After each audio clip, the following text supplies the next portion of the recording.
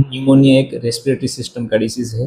Bacteria या virus lungs में enter होकर एल्वियोलाई यानी एयर सेक, जहाँ पर कार्बन डाइऑक्साइड और ऑक्सीजन का एक्सचेंज होता है, वहाँ जाकर इन्फ्लामेशन जनरेट करते हैं। इन्फ्लामेशन की वजह से वहाँ फ्लूइड या पस एक्यूमुलेट होगा, जिससे ब्रीदिंग में डिफिकल्टी जनरेट होगी। न्यूमोनिया की इफेक्ट माइल्ड भी हो सकती है और लाइफ थ्रेटनिंग भी हो सकती है। जो इन्फेंट्स है या यंग चिल्ड्रन है या फिर 65 से अप एज वाले हैं, उनको अगर न्यूमोनिया होता है तो सबसे ज़्यादा रिस्क रहता है।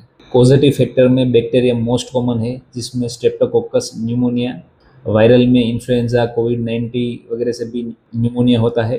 फंगल भी हो सकता है लेकिन रेयर है। और एस्पिरेशन बच्चों में या हॉस्पिटलाइज्ड पेशेंट में कई बार देखने को मिलता है। एक सिंपल क्लासिफिकेशन यहाँ पर दिया है। जो कॉमनली न्यूमोनिया है उसको कम्युनिटी एक्वायर्ड बोलते हैं। हॉस्पिटल में पेशेंट एडमिट है और वहाँ के एनवायरनमेंट से जो होता है वो हॉस्पिटल एक्वायर्ड न्यूमोनिया है। और अगर कोई वाटर या लिक्विड एस्पिरेट हो गया और लंग्स में चला गया, उसकी वजह से होगा, उसको एस्पिरेशन न्यूमोनिया कहते हैं। न्यूमोनिया में फीवर के साथ ठंड लगेगी, प्रोडक्टिव कफ या ड्राई कफ रहेगा। एक ये चीज़ ध्यान में रखनी है कि एलोपैथी में जिसको कफ बोलते हैं वो प्रोसेस का नाम है, जिसको आयुर्वेद में हम कास बोलते हैं। कास शुष्क भी हो सकती है, आर्द्र भी हो सकती है। उसी तरह कफिंग या कफ जो प्रोसेस है उसमें म्यूकस आएगी तो उसको प्रोडक्टिव बोलेंगे, म्यूकस नहीं है तो ड्राई कफिंग बोलेंगे। इन्फ्लेमेशन और एल्वियोलाई ब्लॉक हो जाने से शॉर्टनेस ऑफ ब्रीथ दिखेगी। लंग्स के अराउंड जो प्लूरा है उसमें इन्फ्लेमेशन आएगा तो चेस्ट पेन होगा और इन्फेक्शन की वजह से वीकनेस और लॉस ऑफ एपेटाइट भी दिखेगी। साइंस क्या देखेंगे तो ब्रीथिंग स्पीडी हो जाएगा। 1 मिनट में 16 के अराउंड रेस्पिरेशन रेट रहता है, उसकी जगह पर यहाँ पर 20 से भी अप हो जाएगा। हार्ट रेट बढ़ जाएंगे। स्टेथो से ऑस्कल्टेट करें तो लंग्स में क्रेपिटेशन साउंड दिखेंगे यानी बबलिंग साउंड दिखेंगे। लिक्विड में से एयर पास हो तब जैसे बबलिंग साउंड जनरेट होते हैं वैसे साउंड दिखेंगे। और SpO2 डाउन आएगा। डायग्नोसिस के लिए चेस्ट एक्सरे सबसे इम्पोर्टेंट है, साथ में क्लिनिकल सिम्टम्स भी होने चाहिए। और दूसरा जो कॉमनली पॉजिटिव फाइंडिंग है वो हाई CRP है, क्योंकि इन्फ्लेमेशन है तो CRP हाई आएगा। बैक्टीरियल इन्फेक्शन होगा तो WBC हाई रहेंगे, वायरल में लो रहेंगे। और सीवियर केस में SpO2 भी डाउन रहेगा।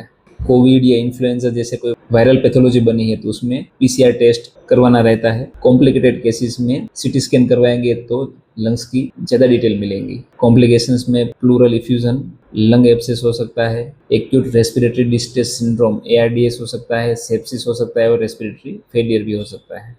न्यूमोनिया अगर बैक्टीरिया से हुआ है, WBC बहुत हाई आ रहा है तो एंटीबायोटिक कंपलसरी है। कोमोर्बिडिटीज़ नहीं है तो एमोक्सिसिलिन या डोक्सीसाइक्लिन या फिर एजिथ्रोमाइसिन से ट्रीट करना है पेशेंट को। अगर डायबिटीज़, COPD, CKD या हार्ट डिसीज जैसी कोमोर्बिडिटीज़ है तो एमोक्सिक्लेव के साथ एजिथ्रोमाइसिन चलानी है। सीवियर केसेस जो ICU में एडमिट है वहाँ पर IV सेफ्ट्रियाक्सोन के साथ एजिथ्रोमाइसिन या फिर पाइपरासिलिन और टेजोबेक्टम का कॉम्बिनेशन के साथ एजिथ्रोमाइसिन चलानी है। अगर वायरल न्यूमोनिया है तो साथ में ओसेल्टामिविर या रेमडेसिविर। पेशेंट का SpO2 डाउन आ रहा है या ब्रीथिंग में डिफिकल्टी है तो सपोर्टिव केयर में ऑक्सीजन थेरेपी देनी है। फीवर के लिए पैरासीटामोल देना है। प्रिवेंशन में ओल्ड एज्ड पेशेंट है तो स्मोकिंग कर रहा है तो उसको कम्प्लीटली बंद करवाना है। और कुछ वैक्सीन अवेलेबल है जैसे न्यूमोकोकल वैक्सीन, इन्फ्लुएंजा वैक्सीन, कोविड-19 है तो उसकी वैक्सीन या RSV वैक्सीन। अब आयुर्वेदिक मैनेजमेंट कैसे करना है? हमारे पास 2 अध्याय है, ज्वर भी है और श्वास कास भी है। तो कंफ्यूजन हो सकता है कि ट्रीटमेंट ज्वर की करनी है या श्वास कास के प्रोटोकॉल अप्लाई करने हैं। कोई भी डिसीज हो जहाँ पर फीवर आ रहा है तो उसमें कंपलसरी ज्वर का प्रोटोकॉल ऐड करना ही है, ये याद रख लो। और नया डिसीज है तो स्पेसिफिकली नवीन ज्वर का प्रोटोकॉल आएगा। अगर फीवर नहीं है और सिर्फ रेस्पिरेटरी इश्यू आ रहा है, कफिंग हो रहा है, ब्रीथिंग इश्यू हो रहा है तो फिर श्वास कास अध्याय में से प्रोटोकॉल अप्लाई होगा। फॉर एग्जाम्पल अगर डायरिया है और साथ में फीवर है तो ज्वर का प्रोटोकॉल अप्लाई होगा और साथ में ग्राह्य औषध भी होंगे या अग्निदीपन के लिए औषध होंगे। पर सिर्फ डायरिया ही है, फीवर नहीं है तो अतिसार की चिकित्सा अप्लाई होगी। यानी फीवर है तो निरामीकरण करना कंपलसरी है। साम अवस्था में से निराम अवस्था का प्रोटोकॉल नवीन ज्वर वाला कंपलसरी है।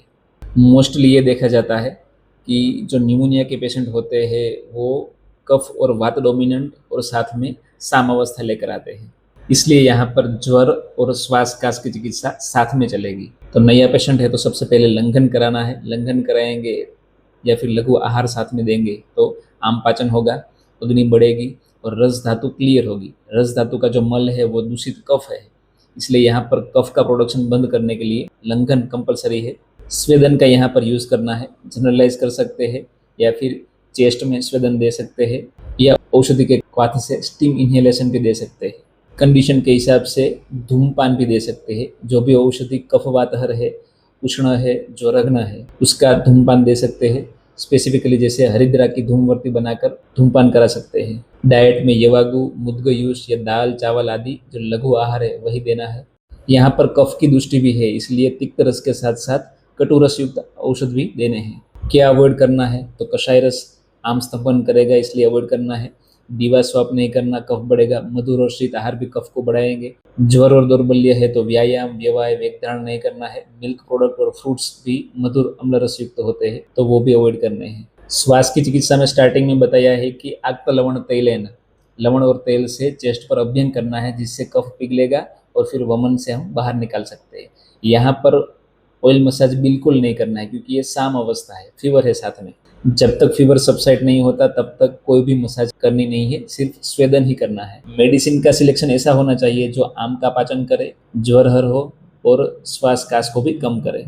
कॉमन मेडिसिन में त्रिभुवन कीर्ति रस, लक्ष्मी विलास रस, महालक्ष्मी विलास रस, अग्नि कुमार, लघु वसंत मालती, चंद्रामृत रस, महालक्ष्मी विलास रस सुवर्ण युक्त आता है। इसका डोज रहेगा 1 टेबलेट ओडी या बीडी, बाकी सभी का डोज रहेगा 2 टेबलेट बीडी या टीडीएस। भारांगी क्वाथ, दशमूल क्वाथ, दशमूल कटुत्रय कषाय 20 to 40 ml बीडी या टीडीएस में। सुदर्शन, घनवटी, धन्वंतर गुलिका या शर्धरण को 1 से 2 टेबलेट बीडी में दे सकते हैं। चूर्ण में तालिसादी चूर्ण, सीतोपलादी चूर्ण, कंटकारी चूर्ण, वासा चूर्ण, इनको 1 से 3 ग्राम या 4 ग्राम बीडी या टीडीएस में। कंटकारी लवण और त्रिकटु 500 mg से 1 ग्राम के डोज में बीडी में। पानी मेडिकेटेड ही देना है। सूठी सिद्ध जल दे सकते हैं, षडंग पानी दे सकते हैं, दशमूल सिद्ध जल या फिर प्लेन कंटकारी सिद्ध जल।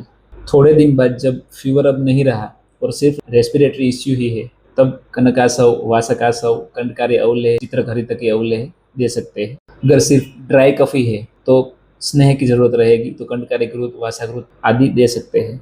फास्ट रिवीजन के लिए समराइज करें तो न्यूमोनिया क्या है? एलियोलाई में एक इन्फेक्शन लगता है जिससे वहां पर फ्लूइड और पस एक्यूमुलेट होता है। कॉमनली बैक्टीरियल इन्फेक्शन ज्यादा देखने को मिलता है। सिम्टम्स में फीवर रहेगा, coughing, breathing difficulty, pleuritic chest pen.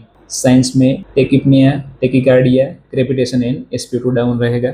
Diagnosis chest X ray plus clinical exam से और CRP हाई आएगा। ट्रीटमेंट में एंटीबायोटिक ही मेन है, सपोर्टिव में ऑक्सीजन या फीवर मैनेजमेंट। तो एंटीबायोटिक में कोमोर्बिडिटीज नहीं है तो एमोक्सिसिलिन या एजिथ्रोमाइसिन, कोमोर्बिडिटीज है तो एमोक्सिक्लेव प्लस एजिथ्रोमाइसिन, और ICU पेशेंट में सेफ्ट्रिएक्सोन या फिर पाइपरासिलिन टेजोबैक्टम के साथ एजिथ्रोमाइसिन। आयुर्वेदिक मैनेजमेंट में कफवातहर और साम अवस्था की चिकित्सा रहेगी, यानी नवीन ज्वर और श्वास कास के प्रोटोकॉल साथ में चलेंगे, जिसमें लंघन, पाचन, स्वेदन, धूमपान, येवागु या मुद्गयूष या लघु आहार और तिक्त और कटु रस प्रधान औषधि। कॉमन औषधि में त्रिभुवन कीर्ति, लक्ष्मी विलास, पारंगी, दशमूल, कंटकारी, वासा आदि दे सकते हैं।